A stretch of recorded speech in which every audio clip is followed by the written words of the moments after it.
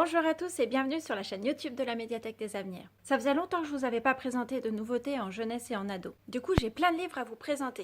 Dans cette vidéo, vous trouverez des BD, des mangas, un documentaire, des romans, des albums et encore des romans, mais des romans ados pour terminer. Et je commence tout de suite avec le dernier album de la série Lucky Luke paru aux éditions Lucky Comics. Il s'agit de Un cow-boy à Paris. C'est le deuxième album d'après Maurice, repris par le duo Jules et HD. Dans cet épisode, Lucky Luke, pour la première fois, ne restera pas dans son Far West, mais va traverser l'Atlantique. Pourquoi? Pour la Statue de la Liberté. Je continue avec le blog de Charlotte, de Becca et Grégoire Mabir, aux éditions Bambou. Charlotte est la meilleure amie de Nina, qui est l'héroïne de l'album du blog de Nina. Et en fait, Charlotte se retrouve un peu seule puisque Nina est en couple avec Raphaël. Charlotte décide d'imiter Nina en ouvrant un blog pour partager des billets d'humeur, des recettes de cuisine et pourquoi pas faire de nouvelles rencontres. Mais qui sait ce qui lui attend?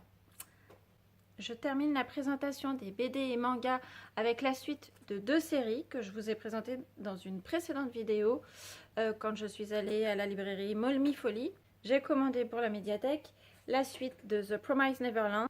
Et la deuxième suite de série, c'est Moi quand je me réincarne en slime. Donc à poursuivre ou à découvrir pour ceux qui ne le connaissent pas encore.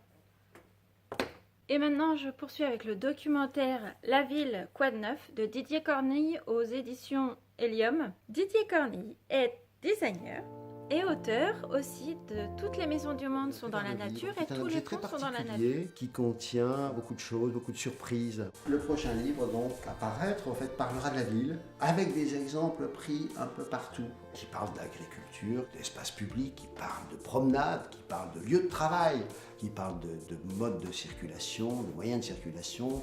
En fait, je m'intéresse à ce qui entoure les enfants, lorsqu'ils vont dans la rue, etc., ce qui les entoure. Et donc se pose en fait la question de comment vivre ensemble, voilà.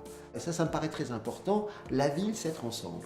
Je parle d'exemples très proches, mais je suis allé voir aussi en Europe des villes qui sont assez proches des nôtres, qui ont trouvé des solutions, qui sont un peu à la pointe, qui peuvent nous apprendre des choses, comme par exemple Berlin. Didier Cornille nous livre ici un fascinant voyage dans une dizaine de villes à travers le monde, des villes d'aujourd'hui, mais aussi, pourquoi pas, du futur. Ensuite, je réponds à une demande lecteur avec la suite de La Guerre des clans. Si vous ne connaissez pas cette série, c'est le cycle 5. Donc il y a déjà 4 cycles de 6 tomes dans chaque cycle. Ça commence à faire beaucoup, mais c'est toujours apparemment aussi passionnant parce que nos abonnés vraiment aiment beaucoup se plonger dans le monde des chats. Chat au départ domestiqué pour Rusty, le héros du premier tome du premier cycle, qui va rêver de vie sauvage et qui va rencontrer des clans de chats.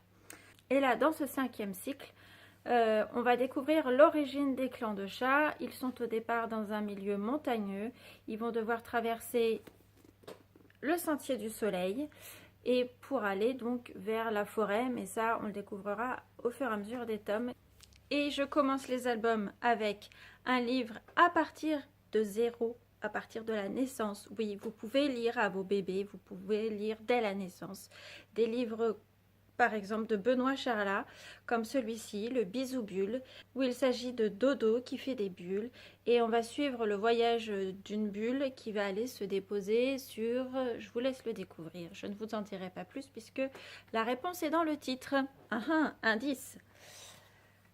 Ensuite, j'ai complété la collection des petites histoires pour la vie avec Sam et Watson, écrit par Ghislaine Dullier et illustré par Bérangère Delaporte aux éditions Tigléna. C'est une collection qu'on aime particulièrement parce que c'est des histoires qui permettent d'apprivoiser les émotions et surtout qui aident à grandir sereinement. Donc là, par exemple, avec Bonjour l'amour, Sam et Watson préfèrent la paix, ou encore Plus fort que l'ennui. Il s'agit de L'ours contre la montre de Jean-Luc Fromental et Joël Jolivet aux éditions Helium, où c'est l'histoire d'un ours qui au départ est plutôt lent, il prend son temps, et puis sa famille dans laquelle il a été adopté va lui apprendre l'heure pour qu'il arrive à être à l'heure. Ensuite, si vous avez suivi ma précédente vidéo, le voici, le livre du livre de Julien Bert, frère de Édouard Bert, et Simon Bailly aux éditions Helium aussi. Il s'agit donc de 3 livres en un où il est question du pouvoir de l'imagination qui peut nous transporter de la plage vers Mars. Pour terminer le voyage avec les albums, je vous présente L'homme qui marche de Géraldine Echner et Antoine Guillopé aux éditions L'Élan Vert dans la collection Pont des Arts. C'est une collection qui permet aux enfants de découvrir une œuvre d'art à travers une histoire. Et là, Géraldine Echner a choisi la célèbre statue L'homme qui marche de Giacometti pour raconter l'histoire des migrants qui marchent des jours durant, qui traversent l'océan pour fuir la guerre. Ce dernier album m'amène à la présentation des romans ados, en commençant par Le Petit Prince de Harlem de Michael Thévenot aux éditions Didier, où l'on retrouve le quartier de Harlem dans les années 20 avec Sonny, un jeune de 14 ans qui fait tout pour aider sa mère, jusqu'à parfois l'illégalité. Seul le soir, il monte sur le toit de son immeuble et s'envole au son des notes de son saxophone. Avec Le Vallon du sommeil sans fin de Éric Senabre aux éditions Didier, nous retrouvons le détective des rêves, Banerjee, et son assistant Christopher, où là, ils vont devoir résoudre une étrange énigme qui se passe dans une résidence thermale, où là, des clients ont été victimes par l'attaque du nombre sorti des enfers, et ces clients ont été plongés dans un sommeil aux rêves agités, et personne n'arrive à les réveiller. Le cauchemar ne fait que commencer.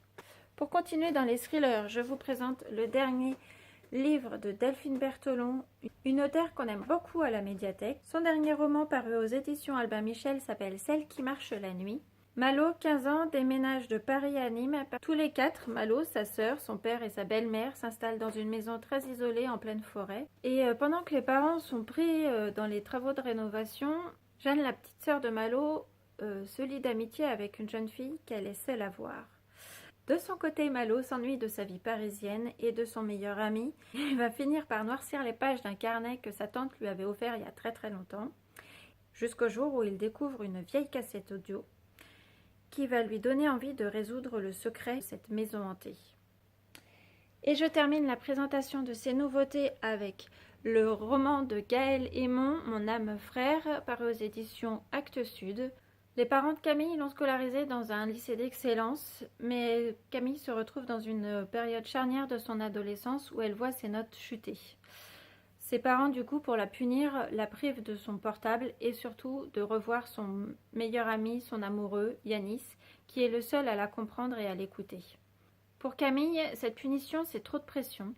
Elle obtient de ses parents de pouvoir aller chez sa tante qui vit dans une ferme en plein milieu d'un verger, qui va lui permettre de réfléchir et qui sait peut-être de trouver ses propres solutions. Alors, 2 questions se posent. Est-ce que le chemin tout tracé par les parents lui convient-il? Et est-ce que son histoire d'amour avec Yanis va survivre à ces épreuves? J'espère vous avoir donné envie de lire et de vous plonger dans toutes ces nouveautés. Vous pouvez retrouver tous ces livres sur notre catalogue en ligne acv.bibenligne.fr. Je vous dis à très bientôt pour une prochaine vidéo.